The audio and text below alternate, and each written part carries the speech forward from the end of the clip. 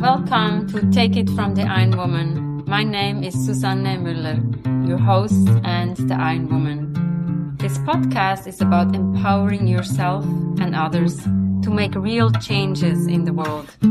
You will hear from everyday, smart, sophisticated, hip people like you and me. Not everybody has to be an Iron Woman to impress the world. Together, we will learn from the sports and business leaders how you can become a more successful person as an entrepreneur or a leader. It's one step at a time, one day at a time. Take your steps now. Take your big steps now. Join me on this journey to success. Take it from the Iron Woman. Today, we have the real honor to speak to Donna Cravotta again. We have spoken to her. She, at that time, had 73 interviews. Today, in March, she has 150 interviews. So that means she has met at least 150 women, 50 over 50. And it's the real women, 50 over 50.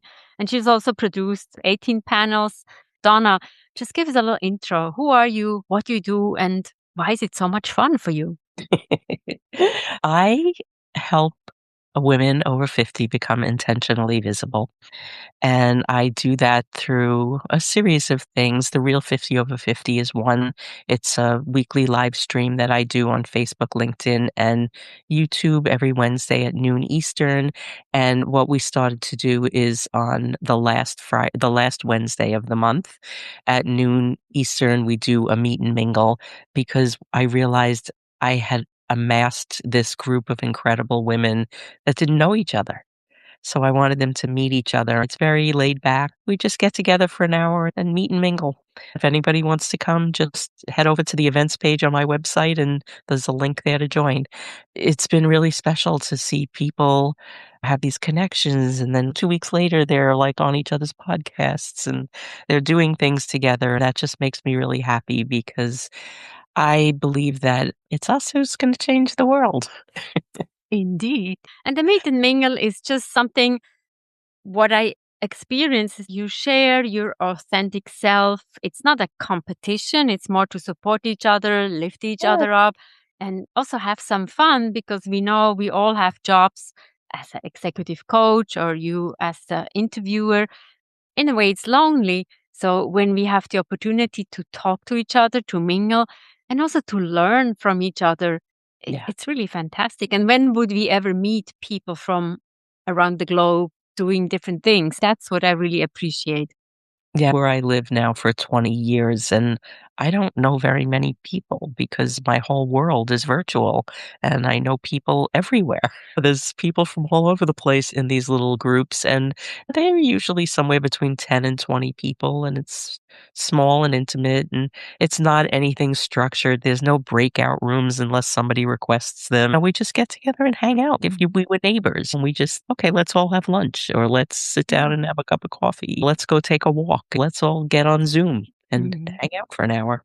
Yeah. But it's been really fun. It doesn't take so much from each participant. So we don't have to prepare. We come, we are ourselves, and it's a lot of There's fun. no preparation, no recording, nothing. It's just no pressure, no expectation.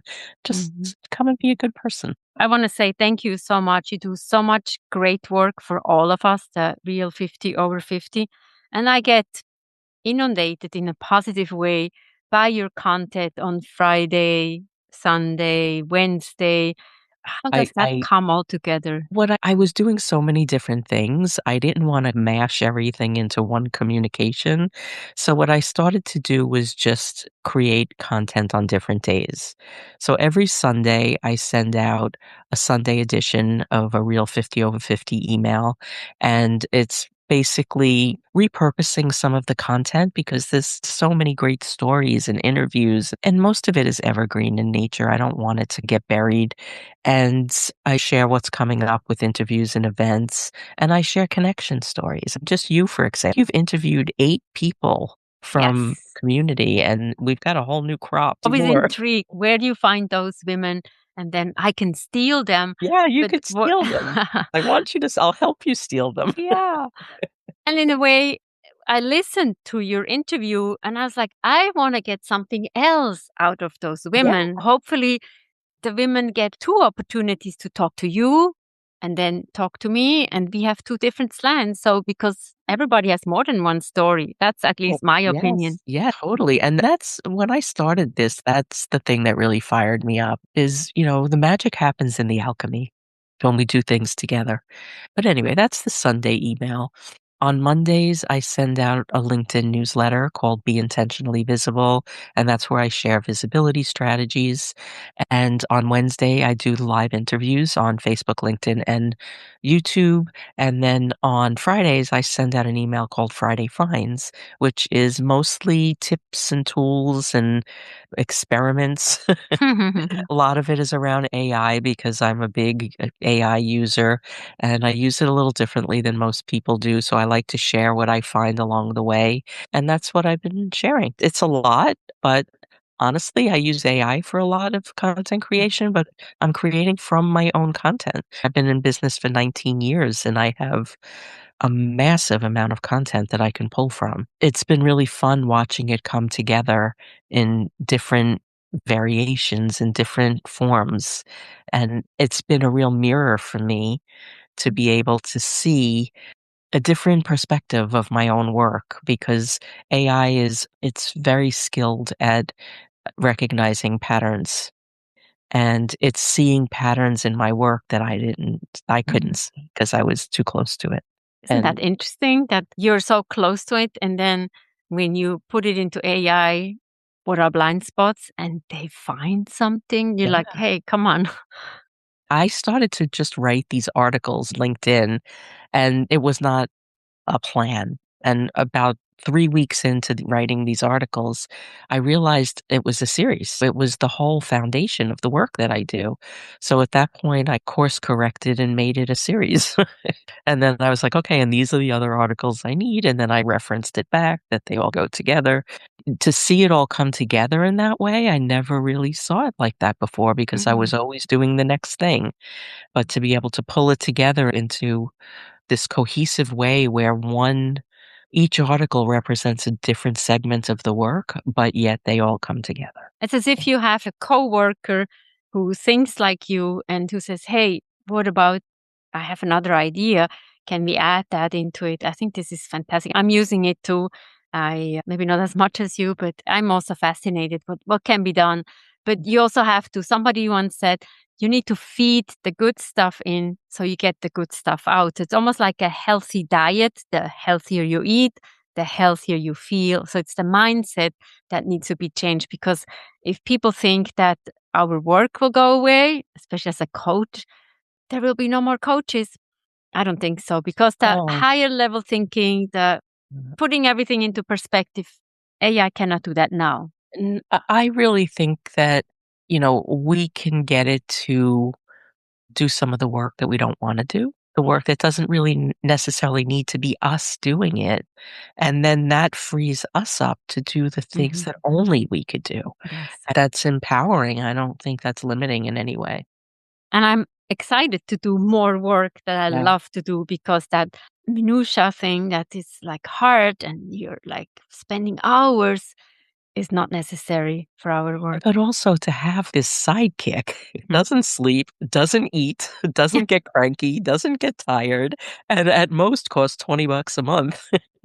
You could wake up at 2 in the morning with this idea and run it by them and have a whole plan ready for you when you get up in the morning. Yeah. In just a few minutes. Cheap team member. Yeah, without feeling guilty about not being good to another person.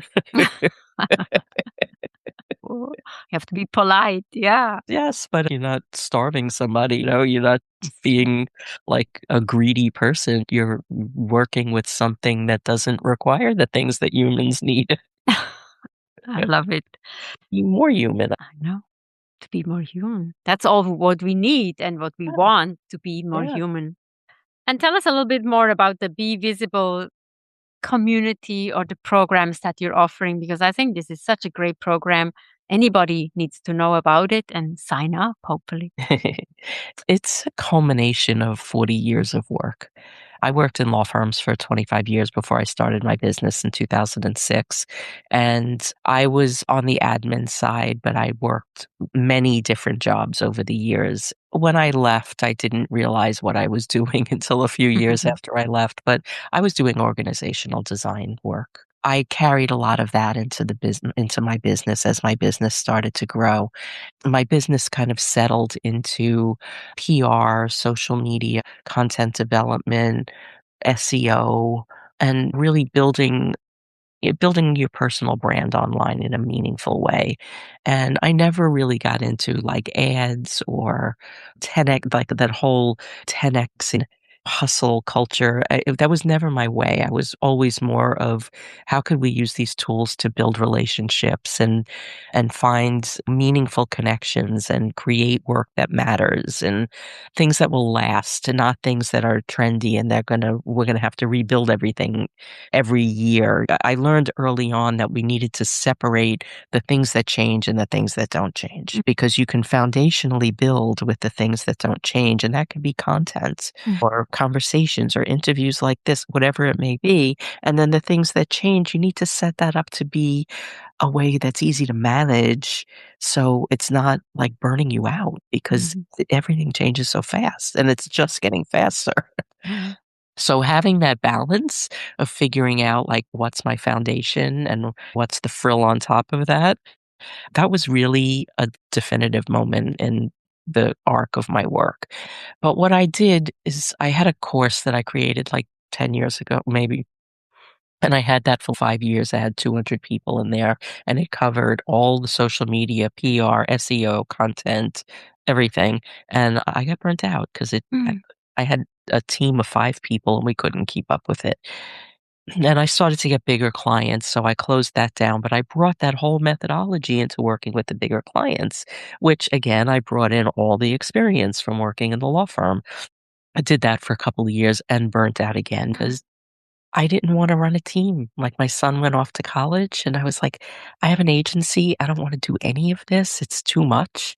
It feels overwhelming. It's very stressful," and the money was good. It was expensive to run. The profitability wasn't there, and I was just paying team and taxes at this point.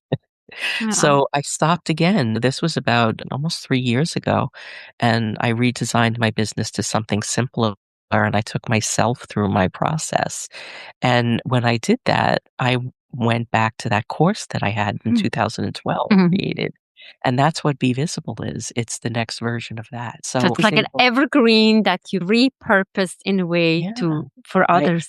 I went through all of that and I redesigned it, and I would say probably about 60% of what's in Be Visible was from that course I built in 2012, So which that was hasn't changed since 2012. This is interesting. because I separated the things, like, the first go around, I didn't set it up right because I had no idea what I was doing, but I learned, and I learned through a progression. There were 4 different versions of that first course. When I did that 4th one, I built it right. So I took that 4th version of that course, and that became the foundation for Be Visible, and then I was like, "Okay, so now we have AI involved in this. What needs to change? And how do I structure this again where I'm still separating the things that don't change and the things that do, because now that's gonna be more important than it ever was because things are changing 10 times faster than they did back then. And And what then has changed in your opinion? the way we create content, what used to take me weeks to do, I could do in a few hours, which makes it way easier to teach people how to do this because the work is very research driven because it's really about knowing your audience and listening to them and understanding what they care about, what they talk about, the podcasts they listen to and the events they go to, and then factoring that all of that in to speak to them in a way that they're going to feel you before they hear you or see you. And it's hard to teach that to somebody because they're looking for, they're like, and I need to book 10 clients in the next week. And it's like, that's not happening. Let's build a foundation.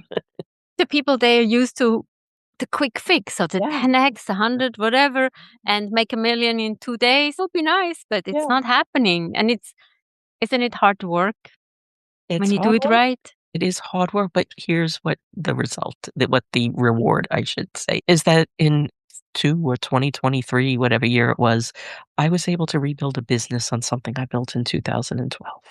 So that goes to show that you did the right thing in 2012, and now you just adapt it, and voila, we have it here. It's about relationships. I have people that I worked with years ago, but they'll reach out to me and tell me they're using the same media kit that they updated information. It's an update. It's not that they have to rebuild the whole thing. And maybe that was 10 years ago. Or I get stories like that all the time that they understand. Like now, there's a lot of talk about not just SEO, like search engine optimization, but there's GEO, AEO, and God, there's another one. I think it's AIO. I can't remember. EIEIO. Yeah, But that sounds funny. basically, it's all SEO. As even the AI tools are going to Google to find things. Yeah. So you have to structure your content so Google finds it, so then the AI tools find it. But basically what everybody's looking for is they're looking for questions and answers. You structure your content into questions and answers, you're going to be found. And if you use like keyword phrases that other people aren't really using, you're going to show up. I've been teaching this since 2010. AI wasn't in the mix, but it's the same thing. It doesn't change. No. What is the magic wand that you see for 2026? People need to slow down. Everybody's trying to keep up with this pace that's just not attainable. And this is why we're burning out. I love that. And I think if we stop looking at these new tools as a productivity tool, think about how they can help us do things better, not just faster or more, but smarter and better, and in a way that what we create will last, or what we create could be 5 different things that's going to benefit everybody. And there's a B side to that, being really small business owners and women full of wisdom. We have a real advantage because the bigger companies are just bungled in red tape and they can't figure out how to use the tools. If we are smart and we leverage just very basic SEO skills, basic PR skills, those are the 2 things that are going to help you get found, and that will connect you to larger connected audiences. Social media is a mess. And to get in front of other people, you need to be on bigger platforms. Being on a bigger platform through like a podcast interview is a really good way because you don't have a giant audience. I don't have a giant audience, but you put this out on the podcasting network and now we're on 12 giant audiences. You factoring that in and then taking that podcast interview, what could we do with this? We could turn this into a blog. We could turn this into a video. We can turn this into 27 social media posts that we could schedule out not once, but over the next year and a half. We could tell a deeper story. I could take this interview, embed it into a blog post that tells more about what we talked about. I don't even have to write a new one. I can go one I already have. Yeah, we have the script to get the transcript. It's very easy. Yeah, so there's just so many ways that we can be smarter with how we utilize what we already have and leverage the tools to do better work. And you always ask for a wisdom bomb. So now I'm asking you, what is your wisdom bomb for today? My wisdom bomb for today is pause. We take a pause. We take a deep breath. But thank you so much, Donna. Wish you well. Hope to be on one of your panels or interviews or whatever I can help you with to get more visibility. So be visible. Thank you. Thank you so much for a wonderful conversation. The real 50 over 50 and be visible. And also be human and pause. These are the big takeaways that I take from this conversation. Take it from the Iron Woman. We have episodes every Monday. Come and join us. We want to learn with people, learn with interesting people about cool stuff that they are offering. And Take It from the Iron Woman is also the book Global Business Coaching with Sports Parallels. And also sign up for Substack. There's a lot of great stuff happening there. Thank you so much for your support and we'll see you next time.